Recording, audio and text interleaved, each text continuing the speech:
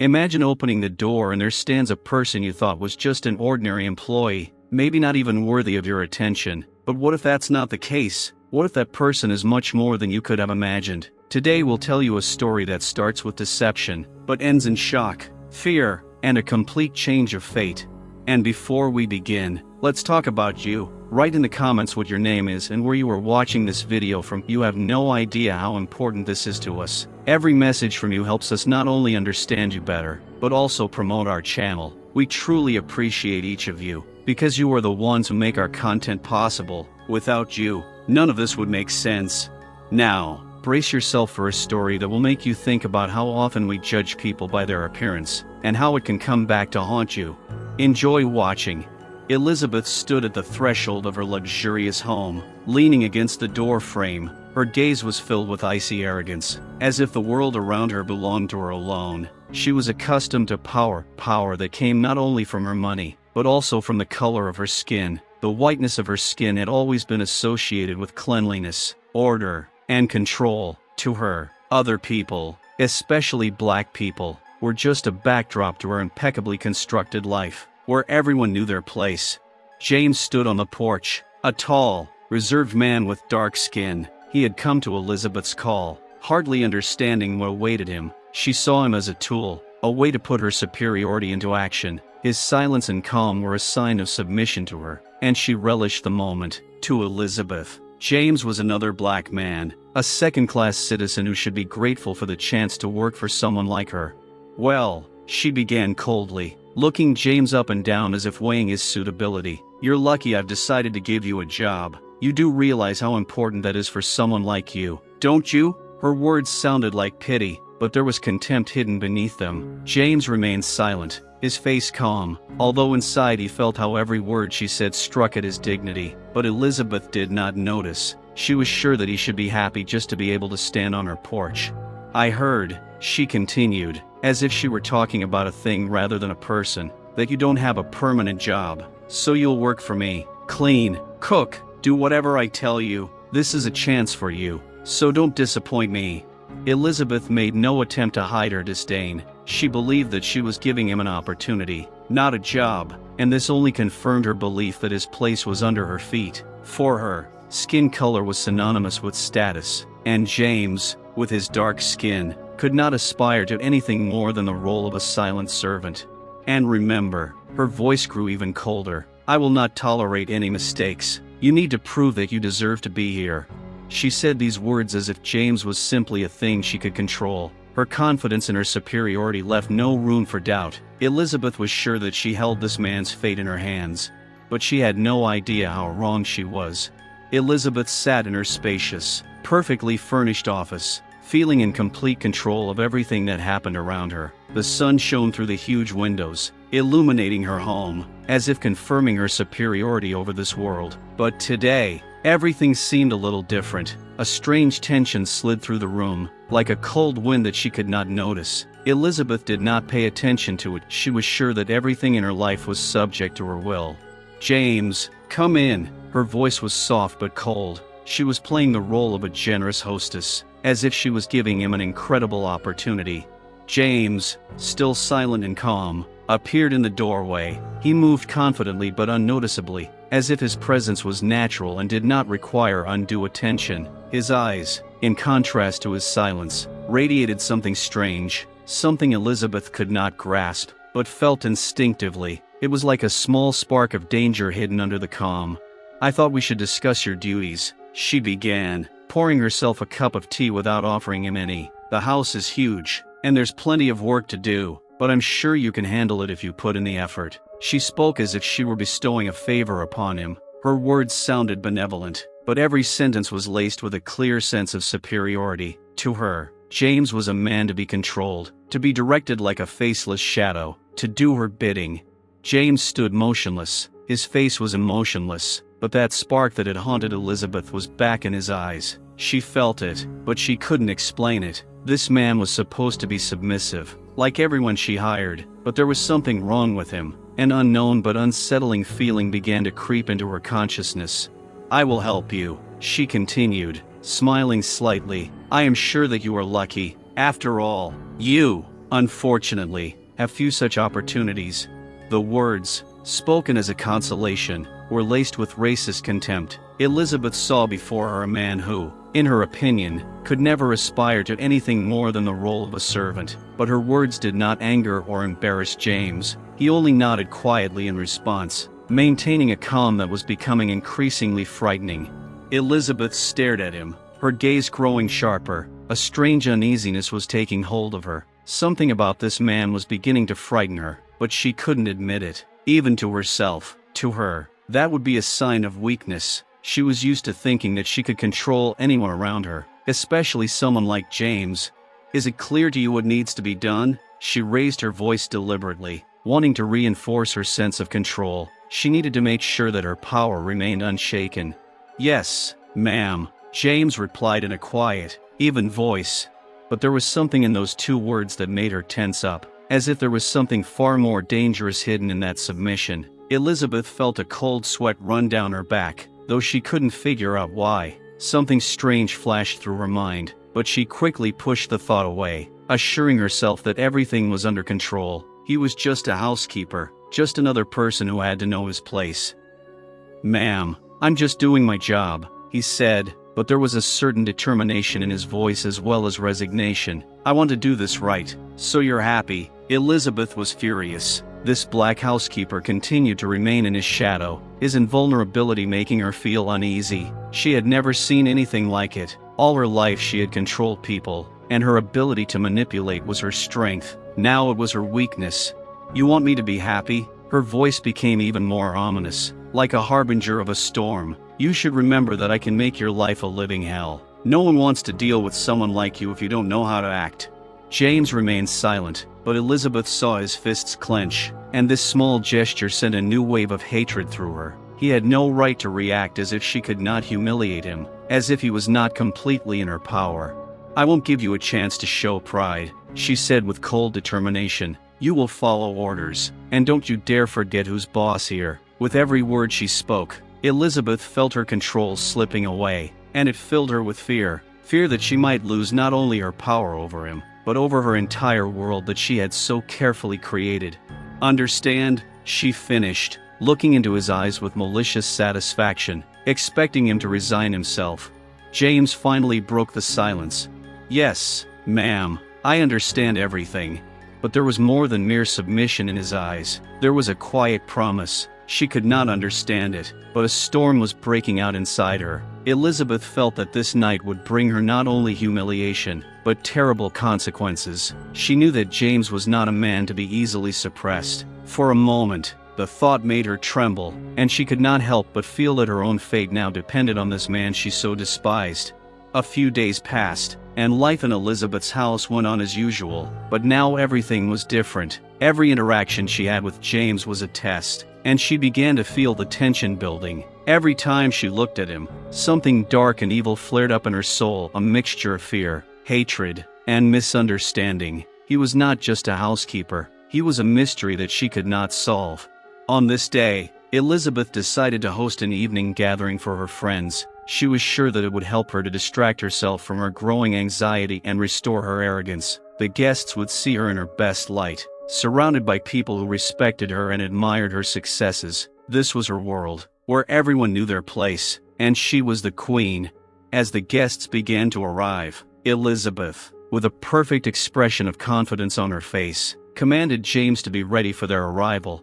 "You know what to do," she said as he entered the room. "Everyone must see how I can run a house. And remember, I will not tolerate any mistakes." James nodded, but she saw that strange glint in his eyes again. That moment of confusion made her feel that something was wrong, but she quickly pushed the thought away. She was the boss of this house, and he was there to serve her and her friends.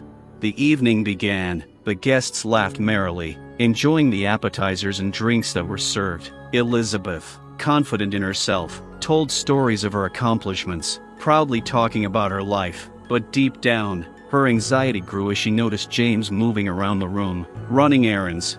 He looked impeccable, neat clothes, confident gait, but in his silence and calmness there was an element that did not leave her alone. Elizabeth tried to distract herself from her thoughts until her best friends began to discuss their new servant. "How could you afford a housekeeper like that?" one of them asked, giggling. "He looks like there's something wrong with him." Elizabeth felt a malicious smile creeping up her face. She was happy to steer the conversation in the right direction, allowing herself to laugh with her friends at James, just as they laughed at all the lower classes of society. "It's just a necessary level," she replied with disdain. "If you can't get people to work for you, then you just don't deserve to succeed." At that moment, James walked into the room with a tray laden with drinks. Elizabeth took notice of him, but she couldn't help but feel a slight shudder as his eyes met hers. He was there, among all these people, like a shadow she couldn't ignore. "Serve, James," she said sharply, and there was a distinct disdain in her voice. "Make sure there's enough for everyone, and don't you dare linger." He silently followed her order, but at that moment her friends started making fun of him, and it became a disaster for Elizabeth. Her friends couldn't help but ridicule him, pointing out his skin color and background. Every comment, every remark was like a knife in her heart. Elizabeth felt her face burning with shame and anger, but she couldn't stop them. "Do you really think he understands how to behave in polite society?" one of her friends laughed. At that moment, James raised his head and met her gaze. There was something in his eyes that made her heart beat faster, not anger, not submission, but understanding. In that moment, Elizabeth realized that he was not just listening to humiliation, but also deeply aware of his situation.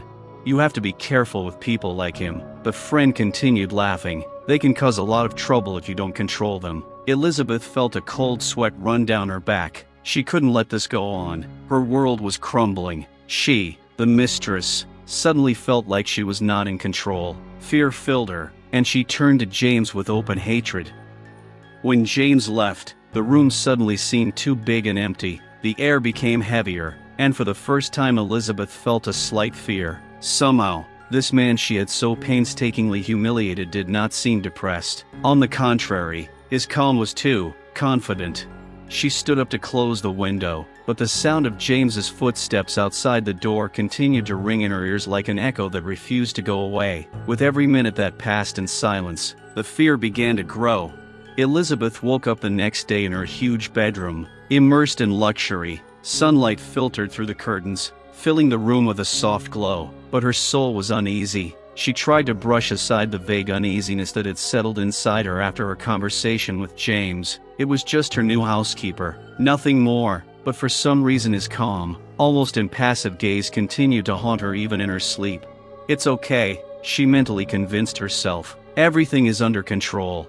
James was to begin his work today, and Elizabeth knew in advance that she would not stand on ceremony with him. She was accustomed to having her orders carried out without delay, and the black housekeeper, in her opinion, should be especially grateful for this opportunity. "James," she called to him as soon as she left her bedroom, deliberately not going downstairs so that he would come to her. He appeared a few moments later, as expected, in dark trousers and a plain shirt. He looked as befitted a servant, modest and inconspicuous, but again there was that same mysterious glint in his eyes that Elizabeth had noticed the day before. It irritated her, although she could not understand why. "Start with the living room," she said sharply, not even down to earth in her tone, as if he were not a person but simply part of her furniture. "I want everything perfectly clean, especially the floors." She looked at him with a challenging grin, expecting instant compliance and submission. Her orders were always carried out promptly, and Elizabeth was sure that this would be no exception. James nodded slowly, without saying a word, and walked toward the living room, but his calmness again made her feel strangely uneasy. Her commands, instead of oppressing him, seemed to remain on the surface, without penetrating his soul. James showed neither fear nor submission. This deprived Elizabeth of her usual sense of power over him. She watched him as he began to work. The drawing room was enormous, with high ceilings, expensive carpets, and antique furniture. The marble floors required special care, and Elizabeth knew that for James, this task would test his loyalty. "Do it well," she threw over her shoulder, as if to emphasize her authority once again. She went into the other room, but her thoughts remained in the living room. Snippets of yesterday's conversation kept playing in her head. Something about this man was bothering her, as if there was a dangerous mystery hidden beneath his outward submissiveness. Elizabeth was used to being surrounded by people who were afraid or jealous of her, but James was different. His calm and lack of emotion towards her humiliations irritated her more and more. After some time, she returned to the living room to check on the progress. James was already finishing his work, but what she saw made her feel a surge of anger. There was not a single trace of dust on the floor. Everything was shining like a museum, but in this perfect order she saw something more. "You're taking too long," she said, her voice harsher than she'd intended. "I don't need things to take so long. I expected more. Speed." James straightened up, looking at her with a calm but attentive gaze that made her feel cold again, as if he could see right through her. There was no fear in his eyes, just something strange, elusive, something she couldn't quite describe. "I'll try to be quicker, ma'am," he replied, speaking as if the words meant nothing to him. Elizabeth felt a twinge of irritation again. Why were her words not having the desired effect on him? He should have been grateful. He should have tried his best to please her. And instead, this indifference. "I hope," she said through her teeth, "that next time you won't disappoint me." She turned and walked out, leaving James in the living room. But as she left, she couldn't shake the feeling that with every glance he gave her, control of the situation was slipping out of her hands. The day was slowly drawing to a close, and Elizabeth, lost in her thoughts, had already begun to prepare her evening tea. She continued to think about James, his calm and confidence, which oppressed her. With each passing moment her irritation grew, but she could not understand why this was happening. She was the mistress, and he was only a housekeeper. It had to be that way. When she returned to the sitting room to enjoy her tea, she found James hard at work again, this time cleaning the library. The books were neatly arranged on the shelves, and he was dusting with kindly diligence. But something about this moment bothered Elizabeth. She couldn't help but notice the way he treated her things, the very books she considered her treasures. "You seem to have been working on this shelf for quite some time," she said with a mocking tone in her voice. "Don't you know that for people like you, this is just a routine?" She couldn't hide her arrogance, and her words echoed in the room like a slap to the face. James, not showing that he was offended, only turned to her, his expression unchanged. "I'm trying to do the right thing, ma'am," he said quietly but confidently, as if it was the only answer he could give. Elizabeth felt anger and hatred rising in her chest. Why hadn't he reacted the way she expected? Why had there been no fear or embarrassment? This wasn't just irritation, it was a betrayal of her expectations. "I can't believe you still think you have a right to your own opinion," she said, her voice as sharp and cold as ice. "You're just a servant. You have no right to ask questions." Her words were full of all the hatred she had accumulated throughout her life. Every sting, every grin of humiliation she had suffered herself, she now directed at him. Elizabeth enjoyed this feeling of power, but James only stood before her, clenching his jaw, as if she had not touched him. "Don't listen to them, just do what you're told," she shouted, her voice sharp and piercing. But her words only caused laughter among her friends. Elizabeth felt cornered. At that moment, amidst the laughter and condemnation, she saw James slowly but surely raise his head. His face remained calm, but that same sparkle flashed in his eyes again. He seemed untouched by the humiliation she was feeling. "You were mistaken," he said, his voice quiet but confident. "I am not a servant. I am simply a man who knows his worth." Elizabeth froze, and suddenly the room went silent. All eyes turned to James. Disbelief filled the air. Elizabeth felt a chill run through her body. Her world, where she had always been on top, was rapidly crumbling. She realized that she was no longer in control, and fear enveloped her like an evil shadow. "You don't know who you're talking to," Elizabeth said, her voice shaking with anger and fear. But James did not back down. He remained calm, and this only deepened her horror. In his eyes, full of confidence and dignity, she saw that he was not going to give in. And in that moment, Elizabeth realized that perhaps her power was an illusion, and her bias and arrogance could lead to consequences she could not even imagine.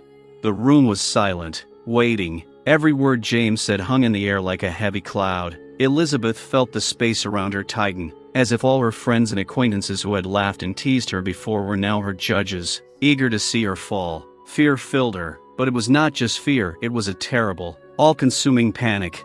"You don't know who you're talking to," she repeated, more confidently this time, trying to regain control of the situation. But she sounded less convincing, and she knew it. "But I know," James replied, his voice calm, which only increased her anxiety. I know that my life does not depend on your opinion of who I am. I am not a servant. I am a man, and I am worthy of respect." Every word he said echoed through the room like a bell, causing a murmur among her friends. Elizabeth felt her pride rapidly disappear into oblivion. She had not been prepared for such resistance, and it filled her with anger. "You should know your place," she said bitterly, her tone as sharp as a knife. "You were hired to follow orders. You have no right to express your opinions." James looked at her with such depth that she felt something important tearing at her chest. This was more than just a power struggle. It was a struggle for identity. He was not just her housekeeper. He was a person with dignity and rights. "I'm not here to remain silent," he said, and there was a determination in his voice that echoed in the hearts of those present. "I'm here to work, but that doesn't mean I have to endure humiliation." Elizabeth felt her knees tremble. She couldn't believe that this man she considered her property dared to say this to her. Around her, her friends whispered, and each sentence sounded like a bolt of lightning, making her heart beat faster. "Maybe she just doesn't know how to handle housekeepers," one of her friends whispered, and in that moment Elizabeth felt her whole life falling apart before her eyes. Everything she had built, everything she considered hers, was under threat. Her anger flared like fire, but she couldn't let it get the better of her. She had to save face in front of her friends. Elizabeth looked at James, her eyes blazing with malice. "Get out," she said with hatred. "Get out of my house, and I never want to see you again." James didn't seem surprised. He simply nodded and turned without a word, heading for the exit. Elizabeth felt her power over him slipping away with every step he took. He was her servant, but in that moment he became her curse. "Elizabeth, you can't just throw him out," her friend interjected, her voice filled with bewilderment. "That's not a solution. I do as I please," Elizabeth cried, her voice no longer sounding confident. She tried to maintain her dignity, but it was only a mask. Her inner world was crumbling.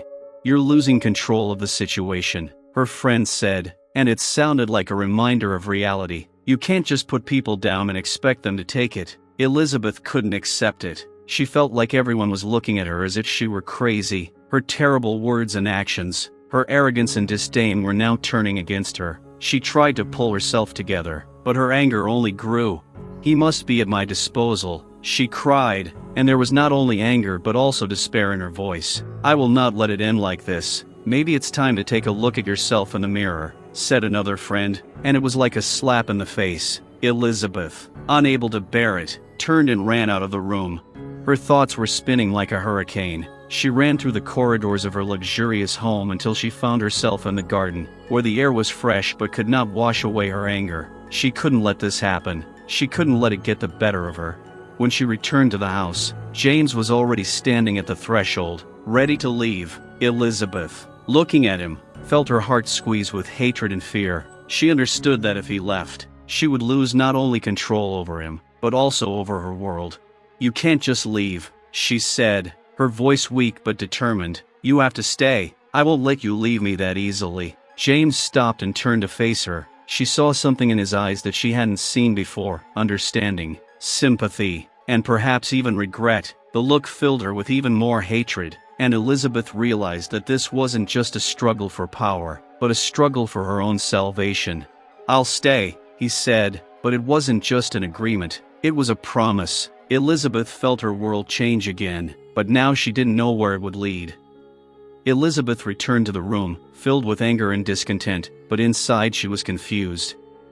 She still couldn't understand how James, the housekeeper, dared to challenge her. Every word he said resonated in her head, fueling confusion and fear. She couldn't afford to lose control of this situation, and yet something was beginning to change inside her. That night, after the guests left, she decided she had to take control of the situation. Elizabeth went to her desk, filling a glass of wine, hoping it would calm her nerves. But the wine only made her more anxious. Every drop filled her with uncertainty and a thirst for revenge. She knew she had to do something to regain her superiority. At that moment, her mind became a staunch ally, coming up with a plan to put James in his place once and for all. Her pride, her greatness, could not be desecrated by someone she considered her inferior. The next day, Elizabeth called James into her office.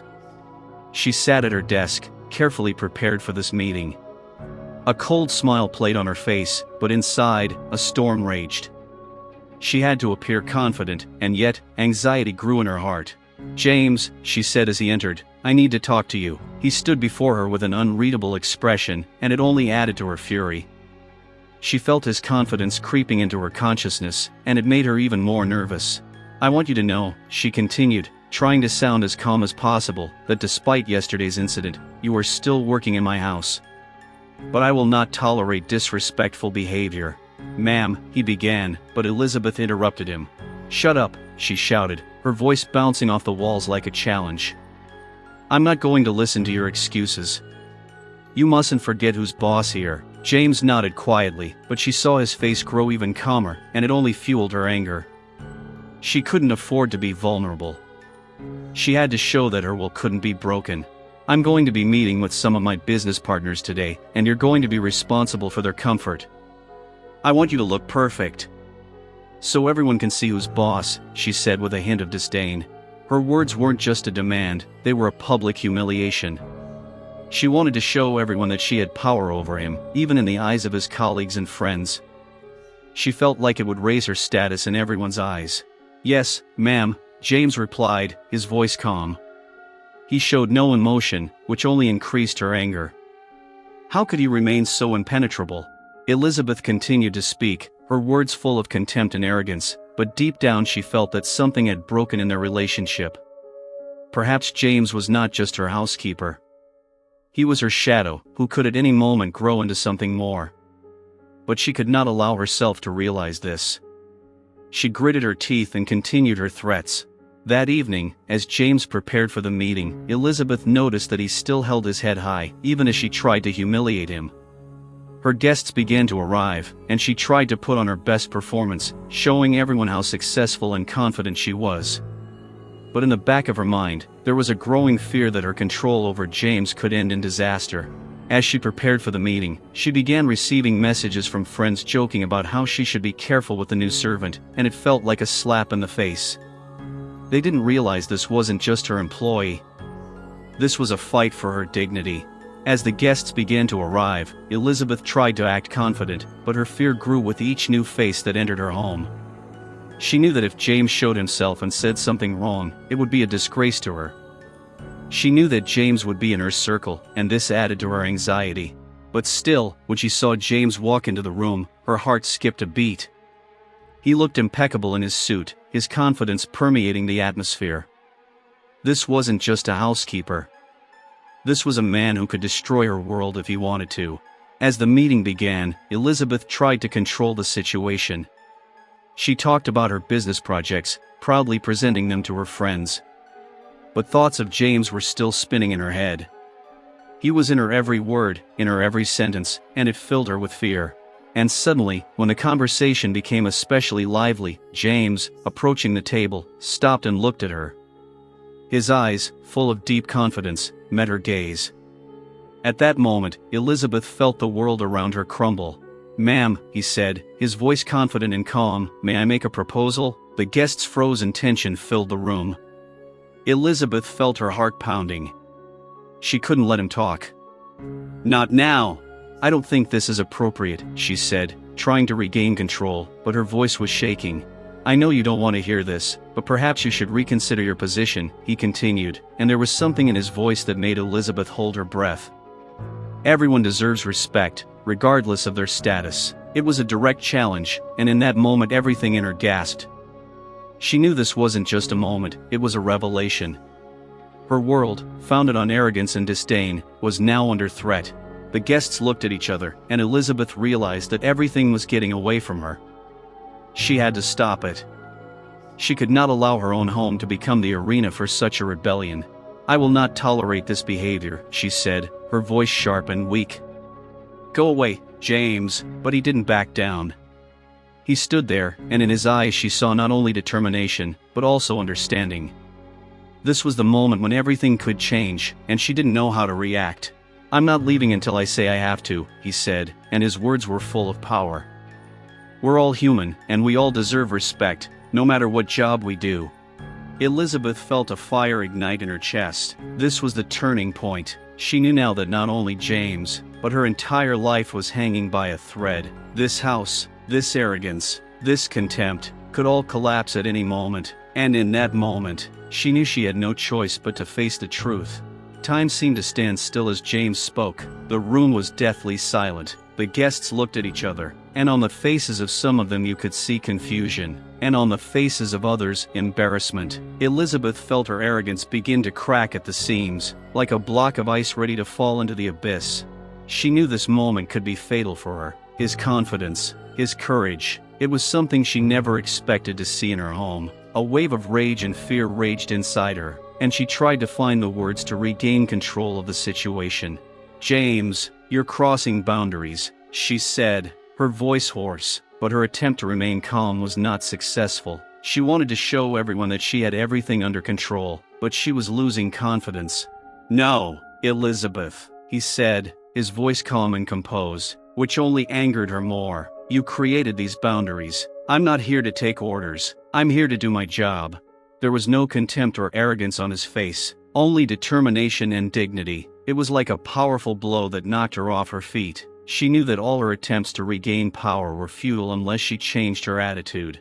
The guests began to whisper, and it sounded like a whisper of judgment that she was not prepared for. Elizabeth grabbed her glass of wine and took a sip, hoping it would give her strength. Instead, she felt the wine only increase her anxiety.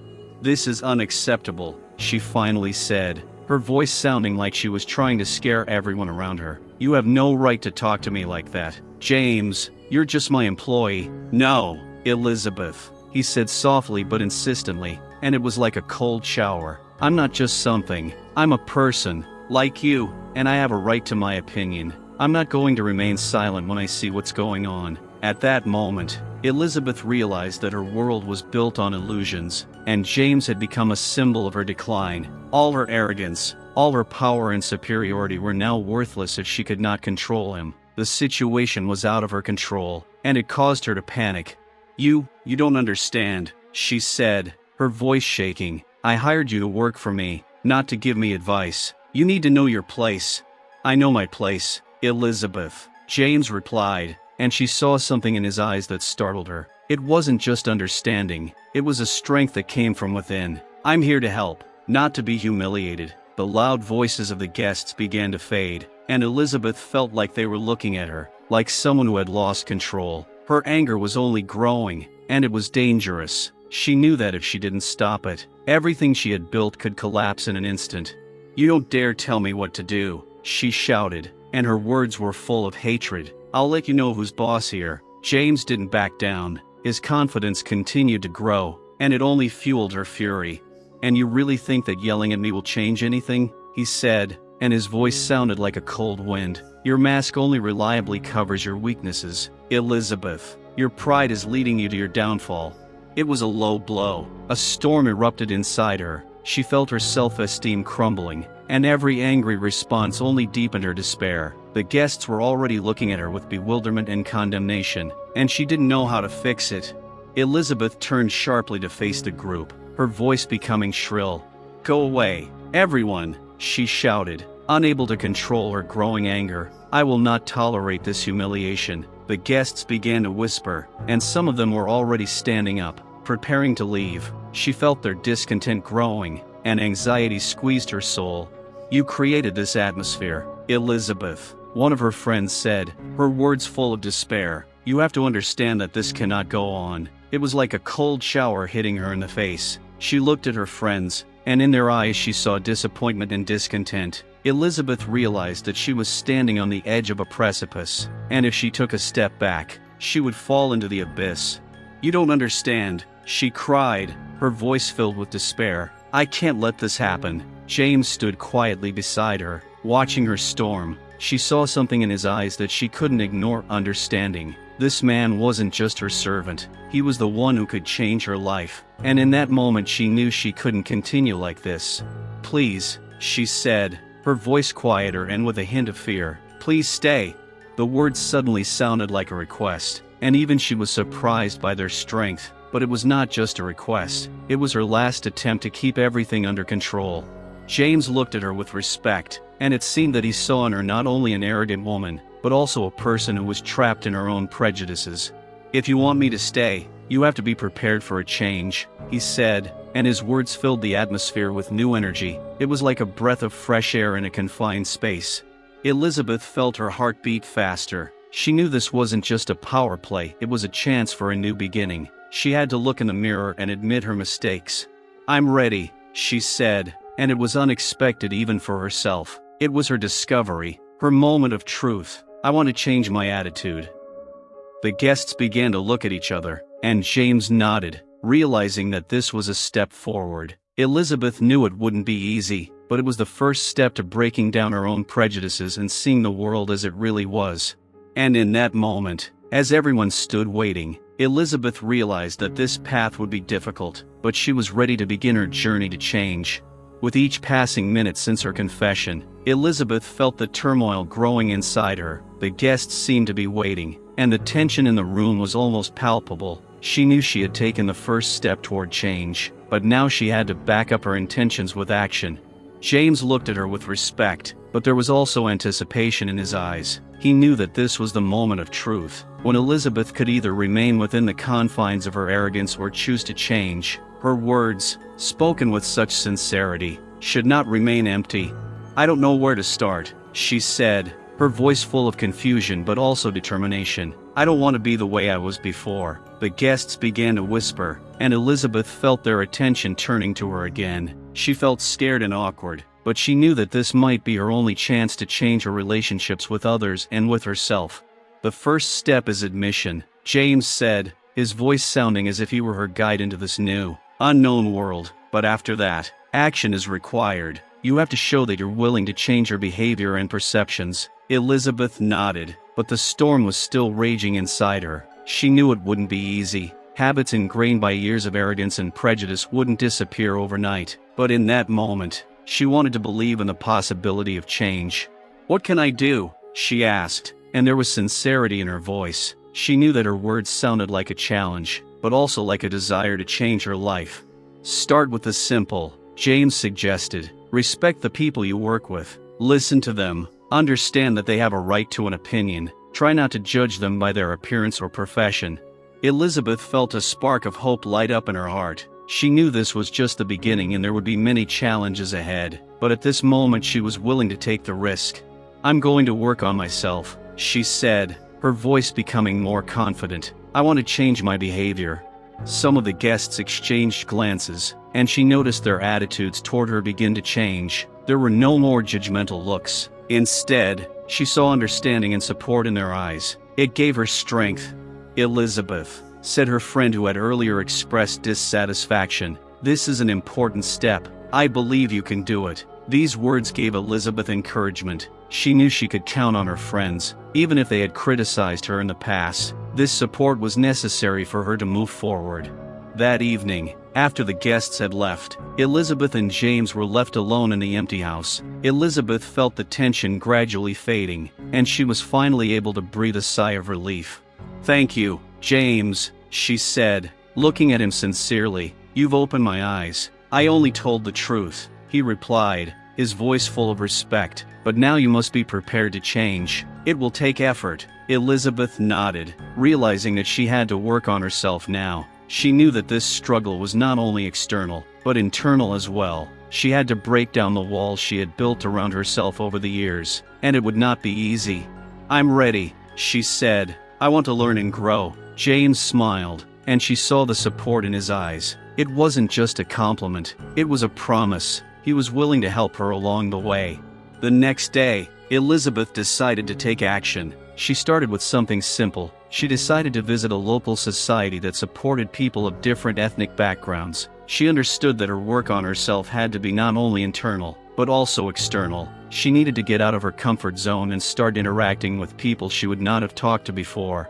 As she entered the building, she was overcome with confusion. She was afraid, and she felt her arrogance trying to rise up again. But she took a deep breath and reminded herself of her promises. She had come here to learn and grow, not to remain in the shadow of her past. The people around her were kind and open, and she felt the walls she had built around herself begin to crumble. She listened to their stories, understood their struggles, and gained new insight. It was a step in the right direction, and she knew it would be a long but necessary process. When Elizabeth returned home, she felt like a different person. Her heart was filled with a sense of hope, and although there was still much work ahead, she knew that she was ready to face any difficulties. With each new day, she discovered more and more of a new world. She learned to appreciate people for their personal qualities, not for their appearance or profession. She became more attentive to her words and actions, and this brought her joy. James became her friend and advisor. He supported her every step of the way, and their bond grew stronger every day. Elizabeth realized that he was not just her housekeeper, he became her teacher and companion in this new life. Over time, her environment began to change as well. Elizabeth brought her friends into the community where she found support and understanding. It was a new chapter in her life where respect and tolerance became the main principles. But Elizabeth knew that her past would not disappear overnight. Every day she faced the temptation to return to her old habits, but now she had the willpower and support of James to help her overcome these temptations. With each new experience, Elizabeth became more confident and open to change. She understood that in order to become the best version of herself, she needed to continue to work on herself, take on challenges, and most importantly, learn from her mistakes. Eventually, she realized that true strength does not come from putting others down, but from being supportive, respectful, and loving. She overcame her fears, and that was her greatest victory. Elizabeth grew more and more confident with each passing day, and this couldn't help but please her. She learned to listen to others, understand them, and appreciate their views. Her life began to change, and she felt hope for the best blossoming in her soul. However, as with any journey to change, there were challenges ahead that would test her resolve. One day, after a busy day, Elizabeth returned home. She was inspired by meeting with members of the local community who shared their stories and experiences. She felt part of something bigger than just her own life. But as soon as she walked into the house, she felt something in the air change. In the kitchen, she found James preparing dinner. He noticed her anxiety and looked at her with interest. "Is everything okay?" he asked, placing the pan on the stove. "I don't know," she replied, sitting down at the table. "We were talking about bias and stereotypes today, and some of the stories were just heartbreaking." "It's hard," James nodded, "but it's important to remember that change starts with us." Elizabeth nodded, but her thoughts returned to the discussions. She remembered one woman talking about how her racial biases had kept her from succeeding at work, despite her talent and hard work. It reminded Elizabeth of her own mistakes and biases. "But I still can't forget my past," she said, her voice growing quiet. "How can I fix what I've done?" "Through action," James said understandingly. "Every day we have the opportunity to start over." Elizabeth was grateful for his support, but there was still uncertainty inside her. Her past mistakes haunted her, and even though she tried to move forward, a part of her was still afraid of falling back into old habits. The next day, Elizabeth decided to meet with one of her old friends to discuss their past. It was not easy, but she knew that talking to people who knew her well could help her better understand her changes. When she met her friend, she was surprised by Elizabeth's new attitude. "You look different," her friend said. "You seem to have changed." Elizabeth smiled, but there was a tingle of worry in her heart. She told her friend about her efforts to change her behavior, about working with James, and how important it was for her to admit her mistakes.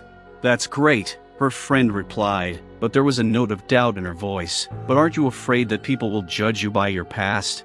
These words struck Elizabeth. She realized that her fears had not disappeared, and even now, when she was ready to change, there was still a lot of work to do on herself.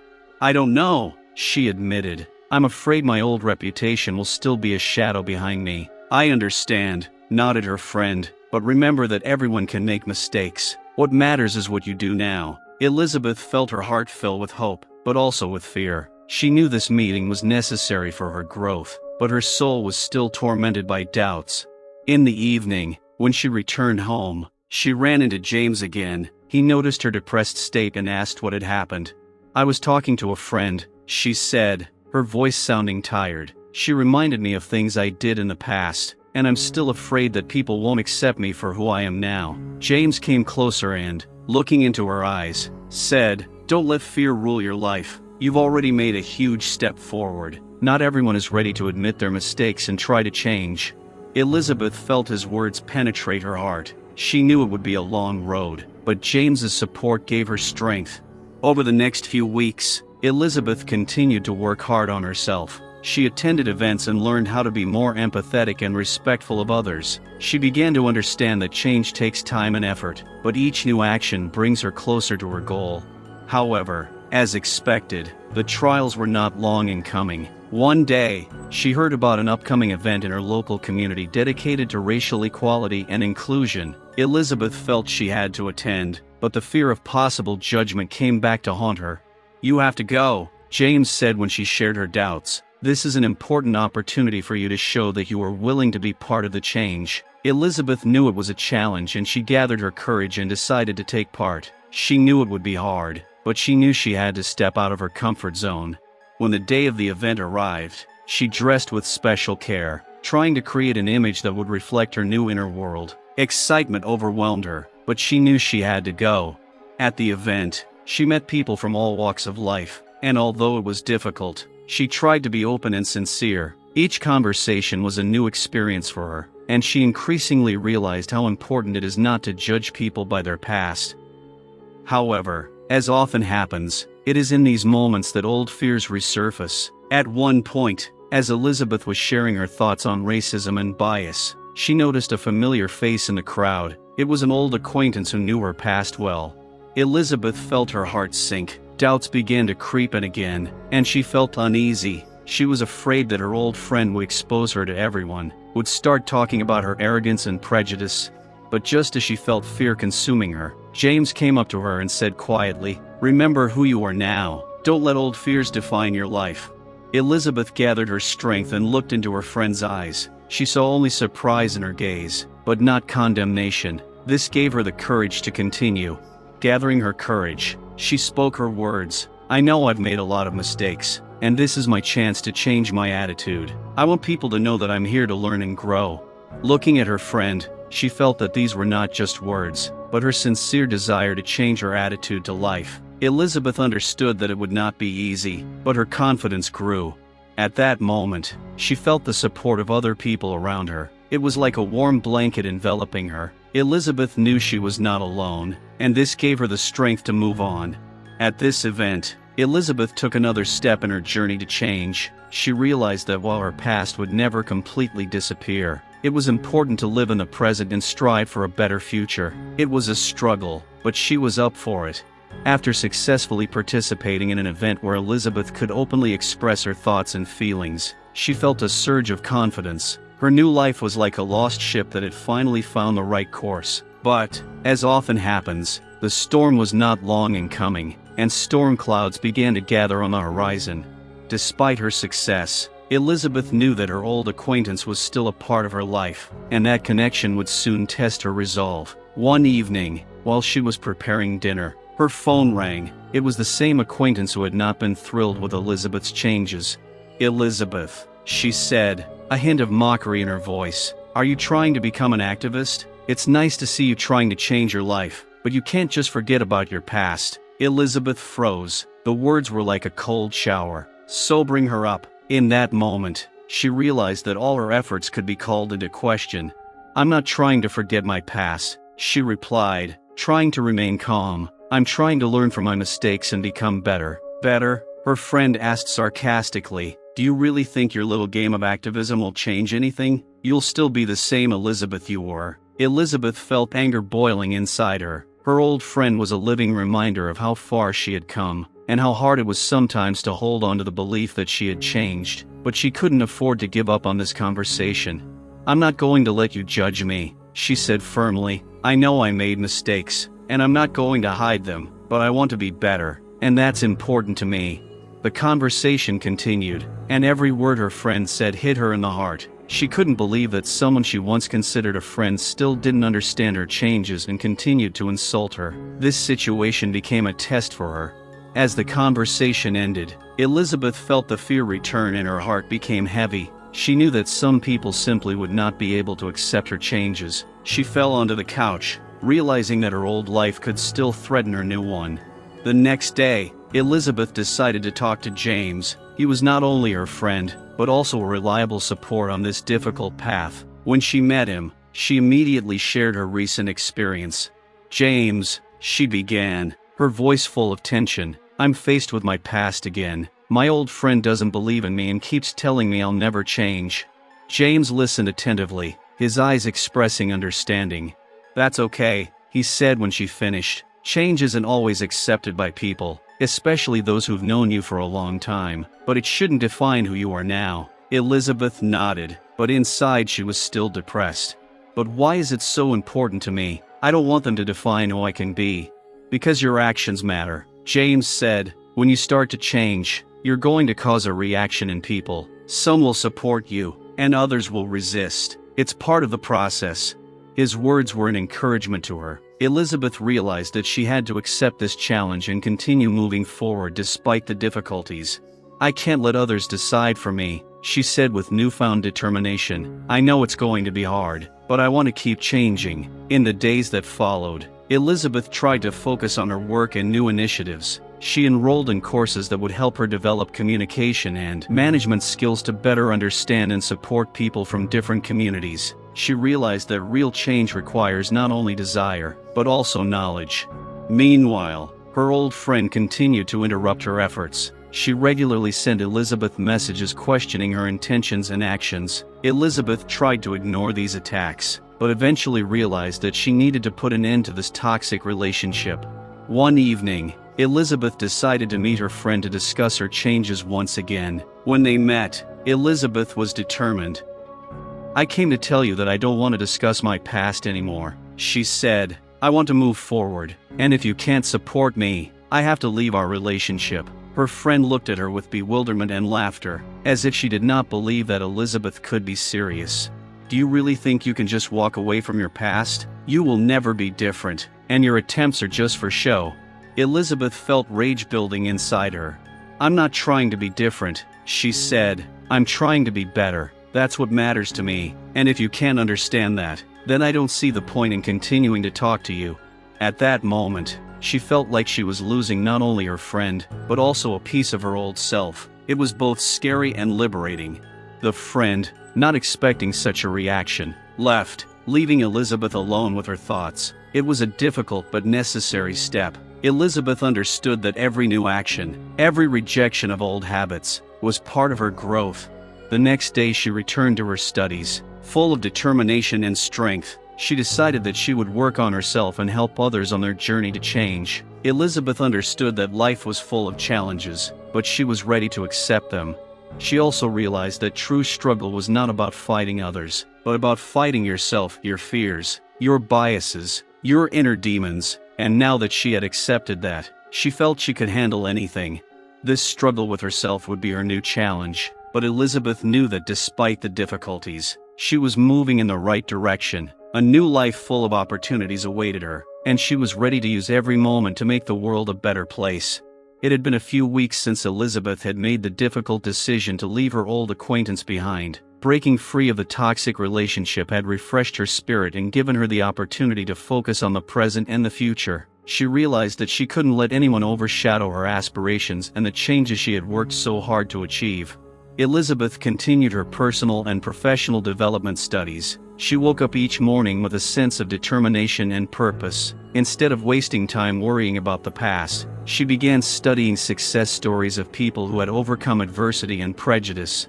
One day, while browsing the internet, Elizabeth came across a group dedicated to supporting racial equality and inclusion. She was intrigued. The organization hosted workshops aimed at discussing race and bias. Elizabeth felt that this was exactly what she needed to deepen her knowledge and understand how she could contribute. She signed up for an upcoming event where activists and experts were waiting for her. Excitement mixed with anticipation, and Elizabeth couldn't wait to be invited to participate in the discussions. She was ready to learn and share her experiences. When the day of the event arrived, Elizabeth came to the center with warmth and hope in her heart. She felt that this would be an important step in her journey. The atmosphere in the room was collaborative and open. People from different walks of life came together to discuss important issues and find solutions. The panel began with experts sharing their knowledge of bias and discrimination. Elizabeth listened intently, taking in every word. She was struck by how deeply and multifacetedly they covered topics that had once seemed abstract to her. As the question and answer session began, she felt she had to speak up. Gathering her courage, Elizabeth raised her hand. "I know I've made mistakes in the past, and maybe a lot of you will judge me for that," she began, her voice shaking a little, "but I want to figure out how I can help people and change my attitude."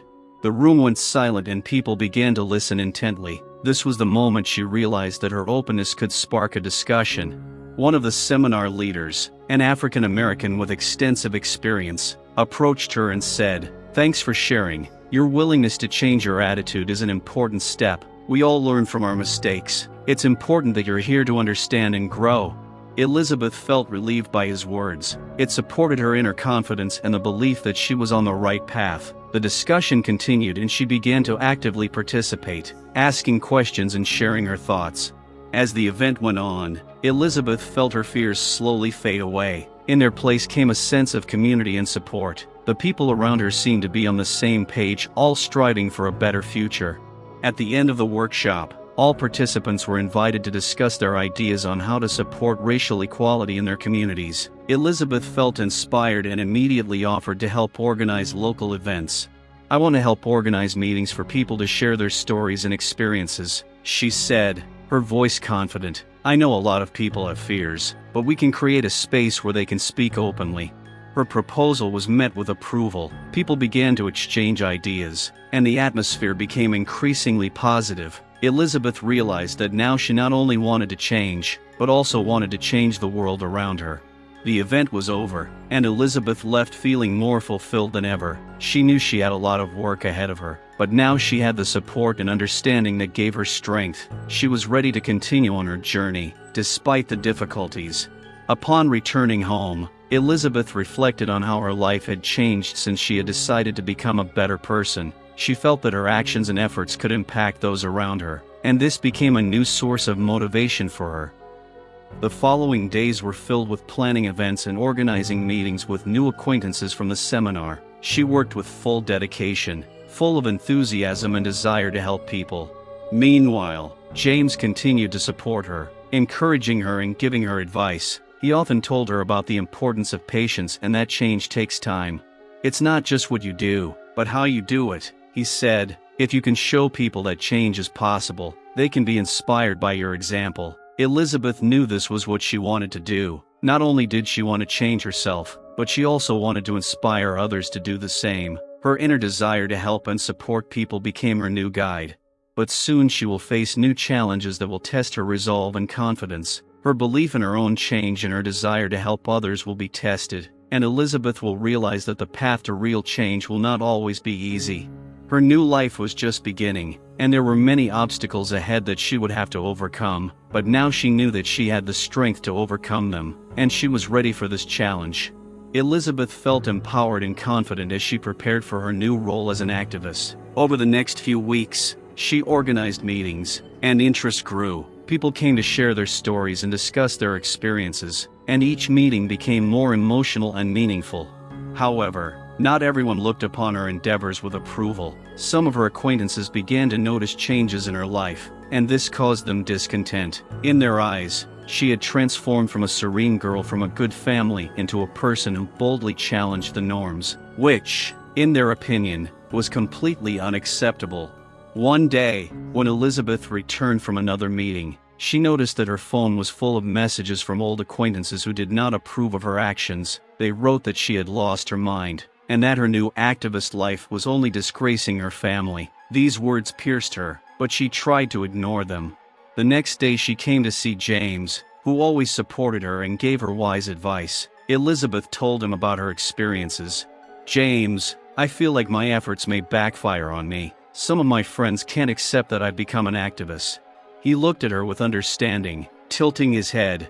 "It's normal. When you start talking about problems that concern society, some people start feeling uncomfortable. They prefer to stay in their comfort zone." Elizabeth nodded, but she couldn't shake off the feeling of unease. Every time she received new messages, her heart sank. She began to notice how some of her acquaintances began to talk about her behind her back, and this not only made her afraid, but also left her completely in the dark. A few days later, during one of her meetings, Elizabeth noticed that several of her friends had come to the meeting not to support her, but to film everything on their phones. It was a shocking moment. Their judgmental glances and whispers were so obvious that it made her question how much she was willing to continue her efforts. "I don't know what to do," she said when the meeting was over and she came up to James. "I seem to have a whole group of people who are just waiting for me to fall." James looked at her carefully and said, "Don't let fear dictate your actions. Remember that what matters most is your goal and your desire to help. People will always talk, but it doesn't matter if you know you're doing the right thing." Elizabeth sighed. She knew James was right, but her heart remained uneasy. She couldn't help but think that perhaps her efforts would soon be in jeopardy.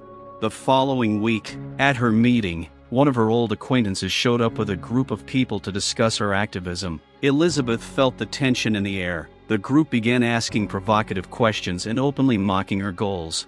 "Why do you do this? You're just distracting people from real problems," one of them said. Elizabeth felt her anger rise. "I do this to help people," she replied. "It's important to me and to many others." But instead of showing respect, the group began to laugh and make fun of her. They even tried to ask questions that only humiliated her. Elizabeth felt the walls closing in around her. Her new life, which she had fought so hard for, was suddenly under attack. After that meeting, Elizabeth came home with a sense of loss. Her heart was full of doubt and fear. She knew that along the way there would be not only prejudices, but also overt attacks on her identity and aspirations. Even though her spirit remained strong, Elizabeth began to wonder if she was ready for this fight. She felt scared, and thoughts of quitting crossed her mind. But then she remembered how far she had come, and perhaps this was just the first real test of her resolve. Despite her doubts, Elizabeth decided she wasn't going to give in. She knew that real change required sacrifice, and now she had to decide if she was willing to fight for what she believed in. Over the next few days, Elizabeth was determined not only to continue her efforts, but to become even more active. She began writing articles about her experiences and the prejudices she faced. Her words became an encouragement to many, and their support helped her cope with the pressure. Meanwhile, rumors about her began to spread in her old social circle. People she had once associated with were now doing everything they could to embarrass her, but in her heart, there was a certainty that she had to continue. In that difficult moment, Elizabeth realized that the real fight was not just a battle with others, but with herself. She needed to face her own fears and doubts to truly take a step forward. Her new path was just beginning, and many challenges lay ahead. But now, full of determination and support, she was ready to fight for her ideas and aspirations. Elizabeth continued to work on her projects, and despite the tension and aggression from old acquaintances, her spirit remained strong. However, the inner fear did not leave her, and she understood that she had to learn to cope with it, so as not to let it break her. One day, at another activist meeting that Elizabeth had organized, she noticed that the atmosphere was more tense than usual. The group had arrived in full force, and this time their intentions were much more obvious. They had not come to debate, they had come to challenge her actions and her vision. Elizabeth looked around the room with alarm. One of her opponents, Catherine, who had once been her close friend, stood up and addressed the group. "Come on, guys, isn't it time we reminded Elizabeth that she can't just give up on her past?" Catherine's words came out of the blue. Elizabeth felt her heart beat faster. She knew Catherine had always been strong and powerful, but this turn of events was unexpected and extremely threatening. Catherine, with her charisma and sharp tongue, began to question Elizabeth's motivations. "She's just trying to get attention," Catherine continued. "This is all just her way of showing how good she is. But really, what has she really done?" The crowd began to buzz, and Elizabeth felt the pressure building. Fear and anger warred within her. How could she resist this wave of aggression when even the people she considered friends had turned against her? She gathered all her strength and stood in front of the group. "I'm not trying to draw attention to myself," she said, trying to sound confident. "I want to help people who suffer from racial bias and discrimination. This is important to me, and I believe that together we can create positive change."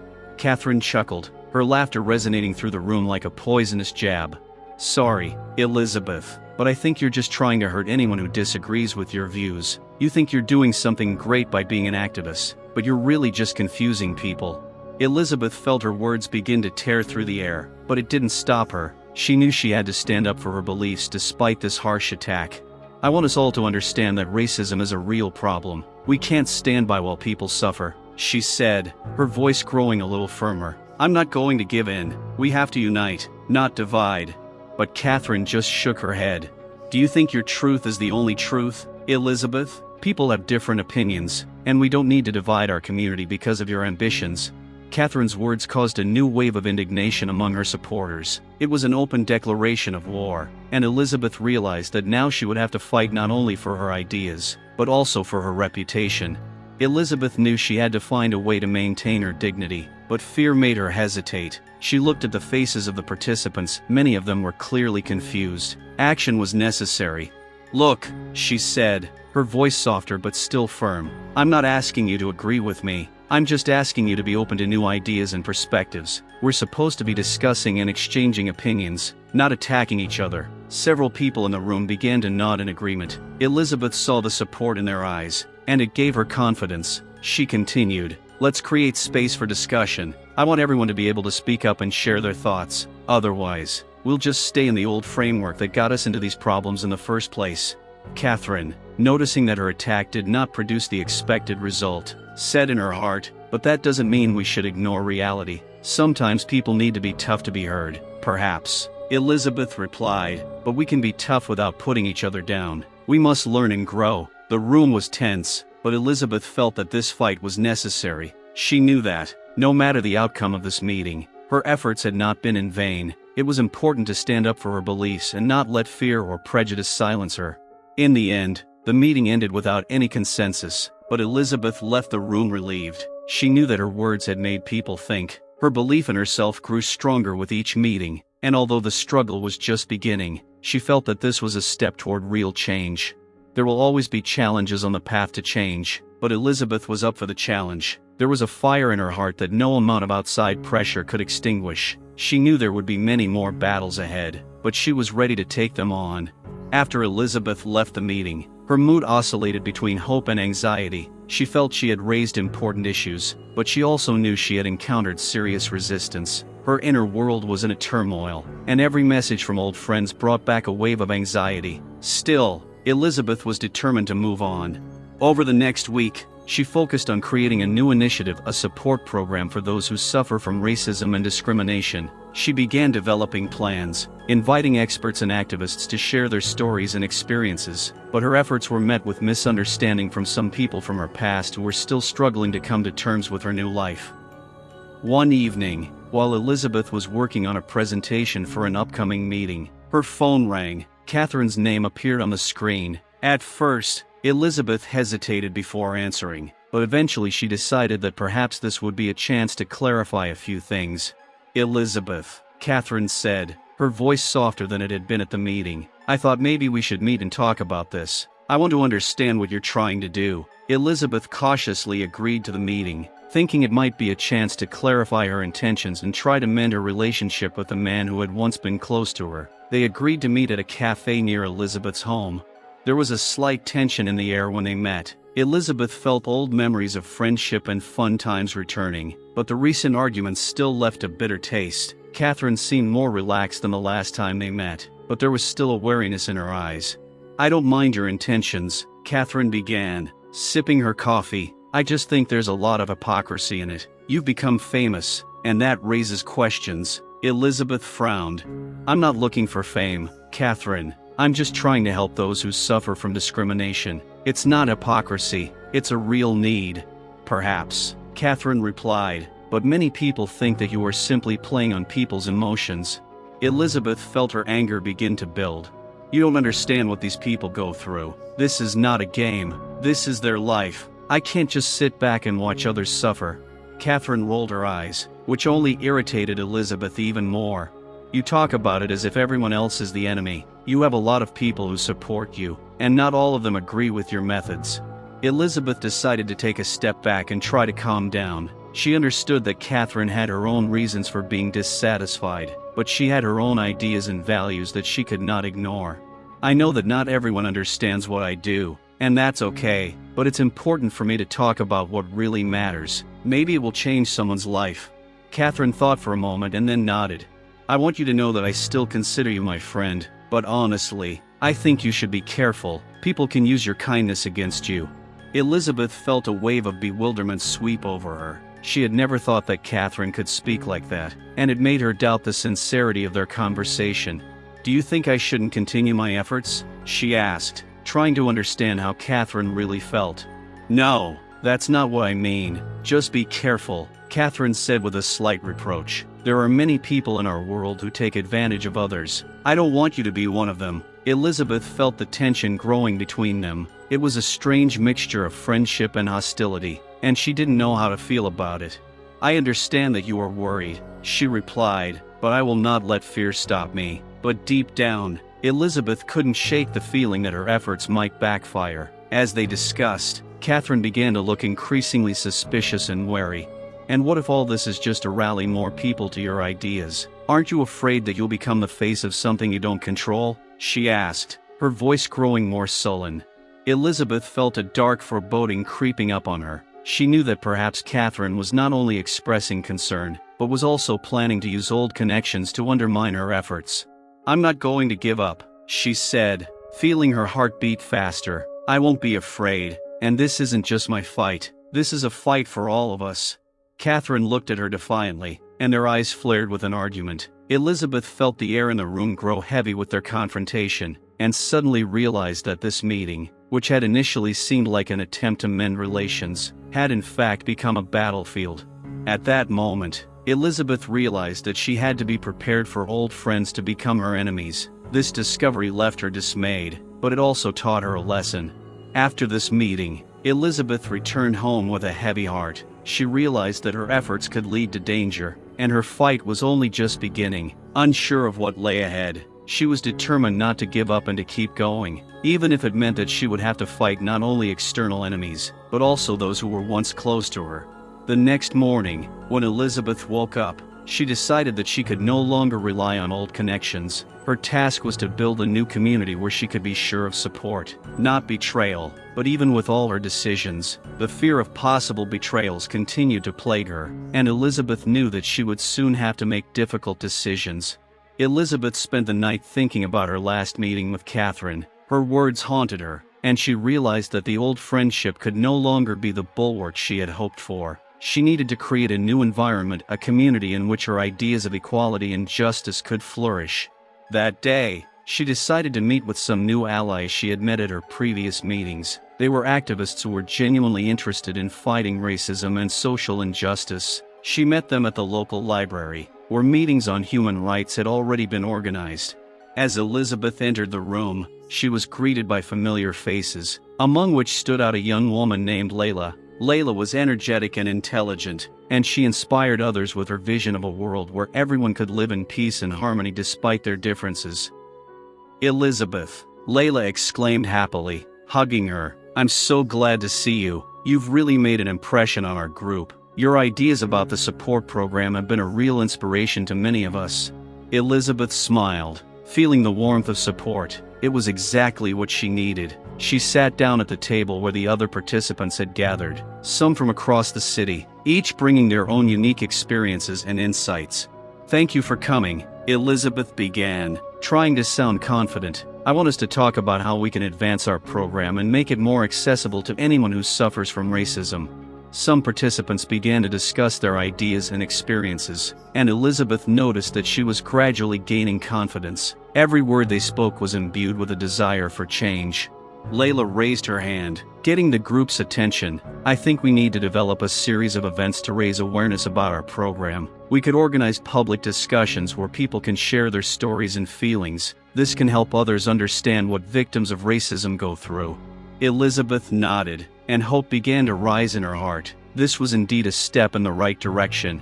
"That's a great idea, Layla," she replied, feeling the tension begin to ease. "We can also use social media to promote our events. We should create a page where people can share their stories and connect with us." The group was actively discussing and ideas were starting to grow. Soon excitement and energy filled the room and Elizabeth felt they were on the right track. But as they discussed their plans, Elizabeth couldn't shake the feeling that this might not end the way she expected. She remembered Catherine's words about people using your kindness against you. This reminder that not everyone might be on the same page caused a lingering fear in her. As the meeting came to an end, Elizabeth sensed that everyone involved was full of determination. They exchanged contacts, and she felt their bond grow stronger. This time, it was not just a social gathering, it was a real alliance. created to fight injustice.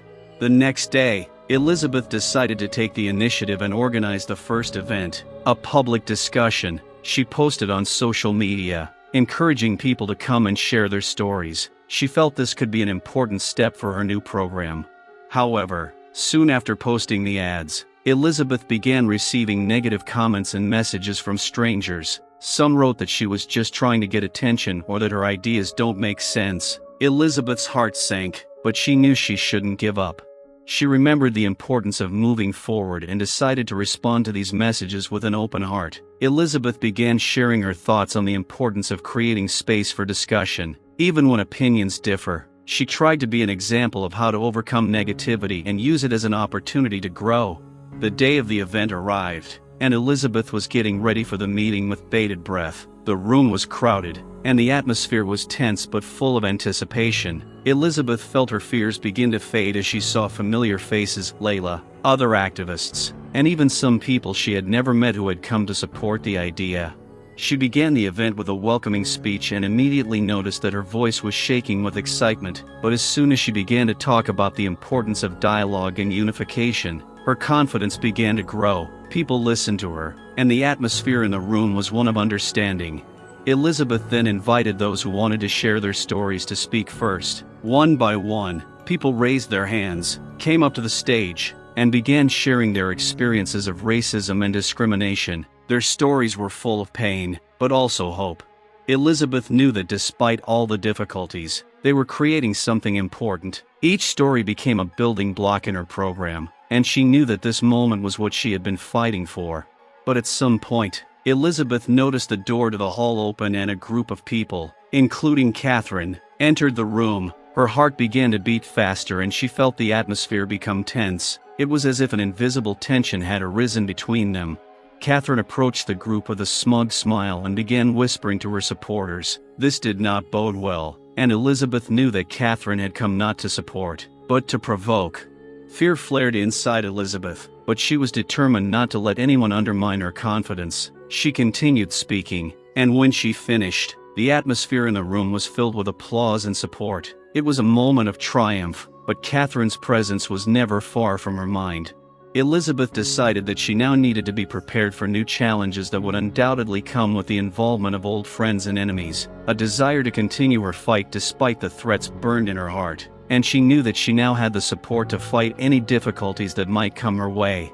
Elizabeth felt energized and confident after the event. The room filled with applause, and she was proud to have created a space for such important conversations. But the presence of Catherine and her group left an uneasy aftertaste. As the meeting broke up, Elizabeth noticed Catherine conversing with several people who were clearly not happy with what was going on. The loud whispers and laughter made her wary, and she knew something unpleasant was about to happen. Layla walked up to Elizabeth, her face reflecting concern. "Did you notice Catherine coming?" she asked. "I'm not sure it's a good thing." "Yes, I saw it," Elizabeth replied, trying to hide her fear, "but I'm not going to let her ruin everything we've done." But deep down, Elizabeth sensed that Catherine was ready to strike, and it reminded her that she was still vulnerable. The group began to disperse, and Elizabeth decided that she needed to talk to Catherine to clarify the situation and try to establish some basic rapport.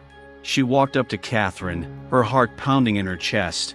"Catherine, can I talk to you?" she asked, trying to speak calmly. Catherine, noticing her, turned and grinned. "Oh, look who's here," she said with disdain, "the hero of the day." Elizabeth felt her anger begin to rise, but she forced herself to remain composed. "I just want to understand why you're here. This was important to us, and I hoped you came to support." Catherine laughed, her voice cutting. "Support? Why? So you can continue to make us, all white people, look bad? That's something I won't do." Elizabeth tried to contain her emotions, but inside she was seething. "I'm not against all whites, Catherine. I'm against prejudice and discrimination. You have to understand that." "Oh, I understand, but don't you see that with your actions you only divide people? I thought you were smarter." Elizabeth felt disappointment wash over her. "I don't divide people. I try to create space for conversation, for understanding. Can't you see that?" Catherine gave her a disdainful look and then replied harshly, "You're just looking for reasons to complain. It won't change anything." People won't change just because you want them to. With every word she spoke, Elizabeth felt the ground shift from beneath her. This conversation represented everything she feared: that her efforts would be rejected, that she would not be able to change the minds of others. "Don't you understand that racism is a real problem that many people face?" she said, her voice shaking with anger. "This isn't just a complaint. These are lives, people's destinies." Catherine pulled herself together and leaned closer, her eyes sparkling. "You might want to think about how you appear to others," she said quietly, but with a venomous edge. "If you continue this, many people may turn their backs on you. You know what that means for your reputation, right?" Elizabeth felt a chill run down her spine. She knew that Catherine might try to use her new initiative against her. This realization made her think about how vulnerable she had truly become. "If you really cared about what I do, you'd support me instead of undermining me. That's all I ask." Catherine pulled back and looked at her defiantly. "I'm not going to support something that doesn't make sense, and I'm not the only one who thinks that way. You're not alone, and many people may turn against you." Elizabeth felt fear wash over her, but at the same time she knew she couldn't let it consume her. "You can try to scare me, but it won't work," she said, trying to sound confident. "I know what I'm doing, and that's important." Catherine turned to her supporters and said, laughing, "Look at her. Thinks she can change the world. Be careful. Don't let her naive dreams fool you." Elizabeth felt anger rising inside her. Emotions were swirling inside her, and she knew she had to leave the situation behind. She couldn't let Catherine destroy everything they had built. She turned and walked away, trying to maintain her dignity even though her heart was broken. Her old connections were beginning to fray, and Elizabeth knew she had to prepare for her efforts to be met with even more resistance. When she got home, she turned on her computer and began writing on her blog, sharing her thoughts on recent events. She described her fear, but also her determination. She realized that now more than ever, she needed a close-knit community and true allies willing to support her in her fight. That night, she fell asleep with the hope that despite all the trials, her dreams of a fairer world were still within her grasp. She knew that there would be many challenges to face, but her inner fire was not extinguished, and she was ready to continue the fight no matter what. The next morning, Elizabeth woke up with a heavy heart. The events of the previous day haunted her, and when she looked in the mirror, her own reflection seemed alien. She knew she had to continue her work, despite the threats and ridicule, but doubts hovered in her mind. Am I strong enough for this? That day, she decided to gather all her strength and start with new energy. She called Layla and suggested meeting to discuss the next steps. They met in a small cafe on the street corner, where they could enjoy a cup of coffee and watch the passers-by. "Elizabeth," Layla said, looking at her with concern, "I saw how you held up yesterday, but you know that Catherine and her group won't leave you alone. They want to stop your progress." "Yes, I understand," Elizabeth replied, looking away, "but I'm not going to give up. I want to create something meaningful." Layla nodded, but her face showed concern. "We need more support," she said. "Maybe we could arrange a meeting with other activists to let them know about your project. It would give us more power against Catherine and her people." Elizabeth felt hope begin to flare up within her again.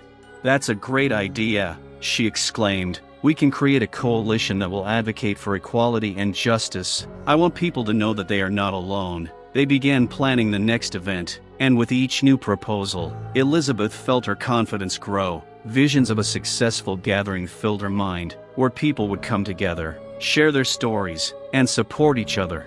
After they had discussed all the details, Elizabeth and Layla decided to go to a local park to hand out flyers about the upcoming event. They brought a supply of printed materials with them, and as they began handing out flyers, more and more people came up to them. Many were interested in what they were doing, and this gave Elizabeth new strength. But amid all this support, she couldn't shake the feeling that Catherine would continue to stalk her. As soon as Elizabeth returned home, she decided to check her social media, and as she expected, the latest posts were already filled with comments of threats and ridicule from Catherine's supporters.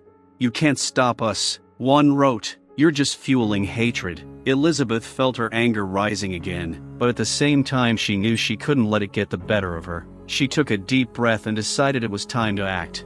Over the next week, Elizabeth continued her work, actively organizing the new event. Each day, she became more confident in her powers and capabilities. On the evening before the day of the event, she gathered her new allies at her home for a final round of preparation. The room was filled with laughter and energy. People were sharing ideas and the atmosphere was positive. But deep down, Elizabeth still felt that vague threat from Catherine. She decided she couldn't let that ruin the party. The next morning, as they began to gather for the event, the atmosphere was truly magical. People approached with smiles, discussing their expectations and hopes. Elizabeth felt her heart fill with joy and determination. She knew that despite all the difficulties, she was not alone. However, when they arrived at the scene, her joy instantly turned to alarm. A large group of people, led by Catherine, were already waiting for them. They were holding placards with messages that insulted Elizabeth and her supporters. "It's time to deal with this puppet," Catherine said when she saw Elizabeth, her voice threatening. "You can't just walk past." Elizabeth felt a chill run down her spine. All her enthusiasm, everything she had built, was colliding with this terrible reality. Gathering her strength, she raised her hand and tried to speak. "We're not here to fight," she said. "We're here to share stories and support each other." "Support? Or divide?" Catherine countered, her voice bright and provocative. "You think you can change people's minds just by handing out leaflets?" "Yes, I believe it," Elizabeth exclaimed. "People want change. They want to hear the truth." But Catherine's crowd began to shout insults, their voices merging into a single stream of hatred. Elizabeth felt panic rising in her, but in that moment she knew she couldn't let fear get the better of her. She turned to her supporters, and saw their support in their eyes. "We will not remain silent," she cried. "We will speak out about what concerns us." Catherine took a step forward, her eyes sparkling. "You don't understand that this is not your city. People don't want your ideas. You're just stirring up hatred." "Hate?" Elizabeth asked, gathering her strength. "Is it hate, or is it a desire for justice? I am here to speak about what is truly important." Her voice filled the air and suddenly she felt her strength returning to her. She addressed the crowd, full of determination. "I know there is hatred in our society, but we can't just sit back. We have to fight for equality and justice." Elizabeth saw some people in the crowd begin to react. She continued speaking, her voice becoming more and more confident. "Let's create a world where no one suffers from bias, where everyone is heard." Gathering her strength, she took a step forward, and suddenly the support of her followers filled her with spirit. The voices began to merge into a single chorus, and they began to express their thoughts and feelings. Elizabeth felt her heart overflowing with joy, despite the presence of hatred around her. Catherine, losing her patience, turned to her group and shouted, "We have to stop this. Don't let them take our city." Elizabeth knew this confrontation could end badly, but in that moment she realized she could no longer remain silent. She was ready to fight for her right to speak. She felt her allies coming to her side, and she was not alone. It was a moment when bright ideas of equality and friendship began to displace the darkness of hatred. Elizabeth knew that there were still many trials ahead, but she was ready to face them, defending her ideals and not allowing anyone to break her spirit.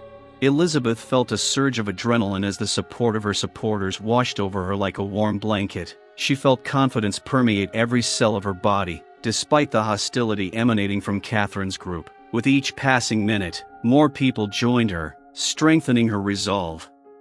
Catherine, realizing that her plans were beginning to fall apart, cast an angry glance at Elizabeth and screamed, "You are all just puppets here. You don't understand what you are doing. You don't know where this path is leading you."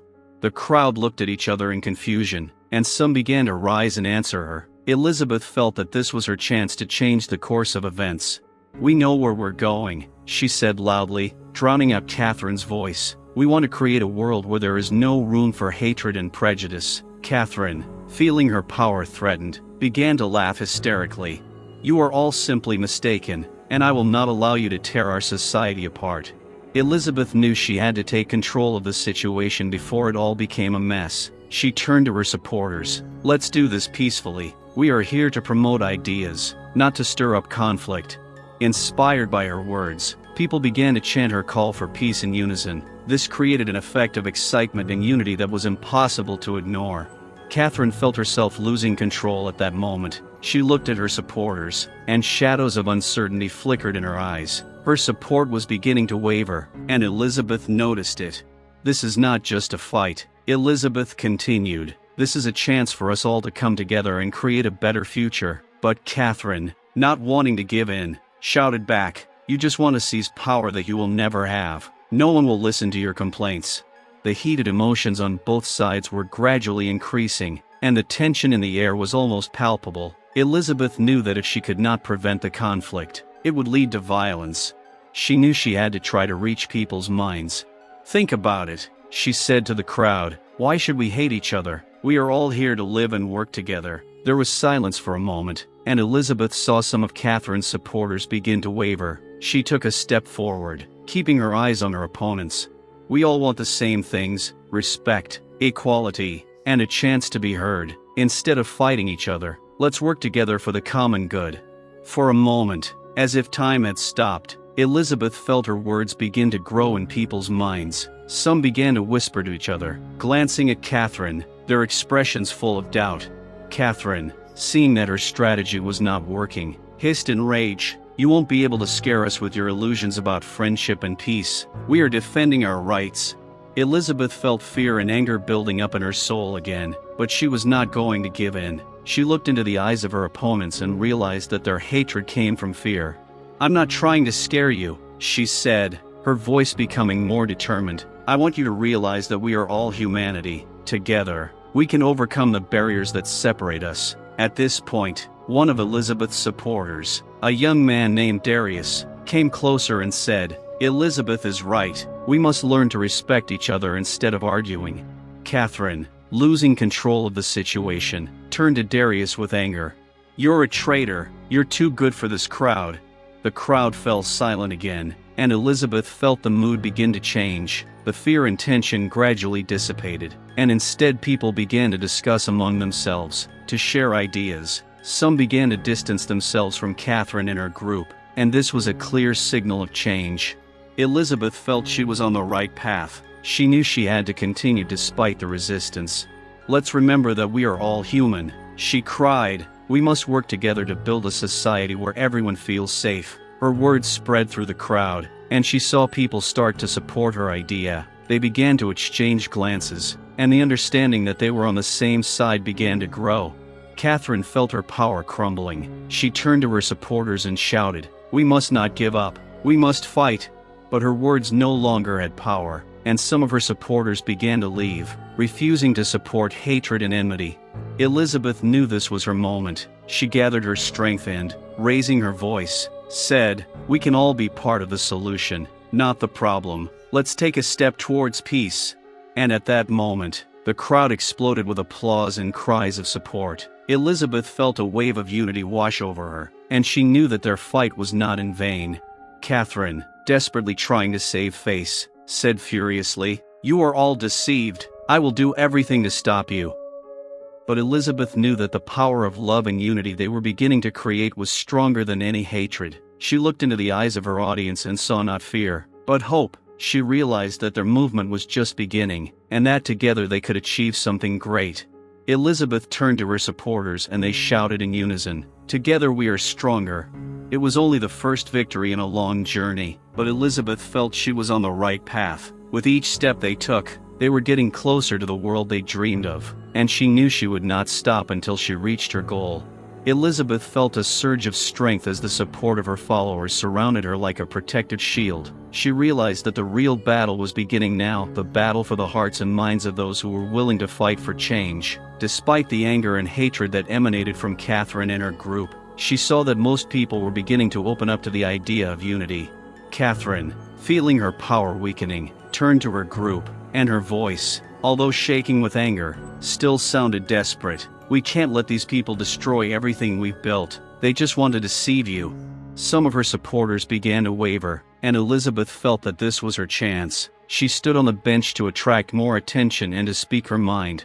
"Catherine talks about building, but what she's really doing is building walls between us," Elizabeth said, her voice full of confidence. "We're here to tear down those walls. We want to build bridges, not barriers." Her words were met with delight and approval from the crowd. Elizabeth saw many people start to rise and join her, creating an atmosphere of unity. People began to share their stories, and each story became a brick in the wall of resistance they were building against hatred. She saw Darius and other activists begin to form circles where people could share their experiences. Each voice grew louder and clearer, creating a symphony of hope, love, and unity. But Catherine, realizing that her time was running out, decided to go on the offensive. She walked toward the group and, clenching her fists, said, "Don't you think you're just using this friendship culture as a way to escape reality? We all know what the world is really like." Elizabeth felt the tension rising again, but in that moment she knew she had to remain strong and confident. She moved closer to Catherine, not afraid to face her aggression. "The reality is that we are all human beings, and we have a right to equality," she said, her voice quieter but more insistent. "We are here to create a society where everyone is heard." The crowd began to roar, and some began to hold up signs that read, "Unity is strength, and we are all equal." This was a turning point for both sides. People who had previously held to Catherine's ideals began to question their beliefs. Elizabeth continued speaking, emphasizing the importance of understanding and love. "Our fight is not just a fight against prejudice," she said, taking a deep breath. "It's a fight for our shared future. We can create a world where everyone feels safe and loved." Catherine, desperately trying to hold her supporters back, shouted, "You are all mistaken. This idea is unattainable." But Elizabeth knew it was this spirit of unity and desire for change that made them stronger. She looked into the eyes of the people standing next to her and saw a spark of hope in them. Suddenly the crowd began to rise and a cry of unity filled the air. "Together we are stronger. Together we can change the world." Elizabeth felt a wave of support wash over her, and in that moment she realized that she could truly change everything. She raised her hands and said, "Let's take a step towards real unity. Let's start with small changes in our society, and together we will achieve big changes." Gathered in a circle, people began to discuss their ideas, and Elizabeth felt that their struggle was only just beginning, but now they were not alone. The next morning, when Elizabeth got home, she opened her laptop and started writing. She created a social media page dedicated to the equality movement. She encouraged everyone to share their stories to show that they were not alone. Soon, her posts began to spread, and her support grew. Her voice began to be heard not only in her city, but far beyond. People began to contact her, share their stories, and Elizabeth felt that they had truly begun to create a movement. Catherine, seeing her influence fading, decided to try to regain power. She began gathering her supporters for another protest, intending to stop Elizabeth's movement. "We must unite and stop this madness," she shouted as her group gathered again. "They want to destroy everything we have built," but most people began to doubt her beliefs. Elizabeth felt that she had more power in her hands than ever before. In meetings with activists, they discussed how to change the structure of society, how to get their ideas to more people. Each of them was determined, and Elizabeth knew that they would succeed. One day, as they were getting ready for another meeting, Elizabeth wondered what might happen next. She knew it would not be an easy path, but her determination was unwavering. As time went on, their movement continued to gain momentum. People began to stand up for equality, and peaceful protests took place in their cities, gathering large numbers of participants. Elizabeth saw her dream of a just society becoming a reality. But as with any fight, there will always be opposition. She knew that Catherine would continue to try to stop them, but Elizabeth was ready. She knew that in unity there was strength, and that if they continued to stand together, they could change the world for the better. With each new victory they came closer to their goal. Elizabeth felt that they were on the threshold of a great change, and this gave her the strength to continue. On this day she stood up and said to her supporters, "We can do it. We are making history." And their unity filled the air again. Elizabeth knew that despite all the obstacles, they had already taken a huge step towards a bright future, and no one could stop them. If you liked this story, please write in the comments what you think about it. Have you ever experienced racism in your life? Your opinions and stories are very important to us, and we value each of you.